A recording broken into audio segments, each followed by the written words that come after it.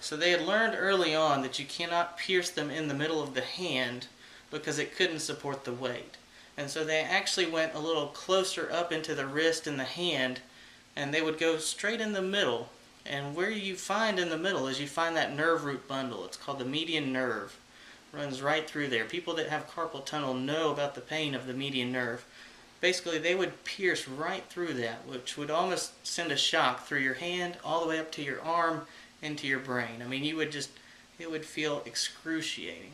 But in so doing, it did not pierce any significant arteries. The arteries are actually on the outsides. So you do not bleed to death, you just hurt. Same thing with the toes and with the feet. Actually, where they would pierce was in between the second and third metatarsals in the foot, in such a way that again they missed the arteries but hit the nerve root bundle. Certainly, as it relates to the cross, the way that people really did die was they died of asphyxiation. They actually died because they couldn't breathe. The diaphragm acts like a billows, and when it goes down, when you're hanging on that cross, it's not allowed to come back up. It just doesn't have that ability to come back up and get your air out. And so it's sort of like a emphysema patient who can't get their air out. And so that's how they would normally die.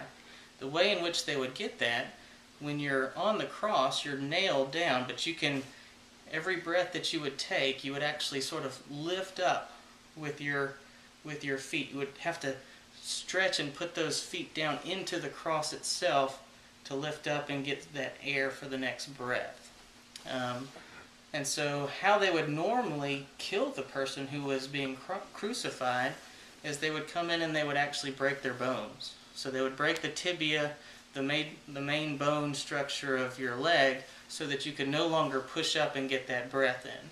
That would also tend to increase their blood loss and make them die that way. In Christ's case, we're told in John that that the bones were not broken, that they went to the men on either side of him and broke their bones, but when they went to Jesus, he was already dead.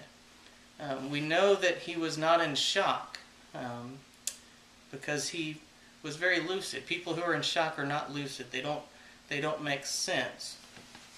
And so when Jesus talks to the men beside him and says, "Truly, today I will see you in paradise," or when he looks up and says, "It is finished," those are words that would not have been spoken by someone who is in shock. The piercing of his side, that was also reported in John, I believe.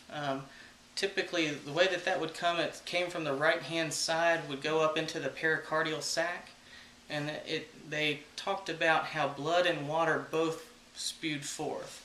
What that generally means medically is that he was definitely already dead. When they went to him at that point trying to see, that was actually sort of a test to see if he was already dead. That was not what killed him. It wasn't a laceration there that did it. When the blood has pooled for a while, for at least 30 minutes, the blood cells tend to settle to the bottom, making a reddish mixture, whereas the serum separates to the top, and that looks like water. And so you'll have blood and water both spew forth.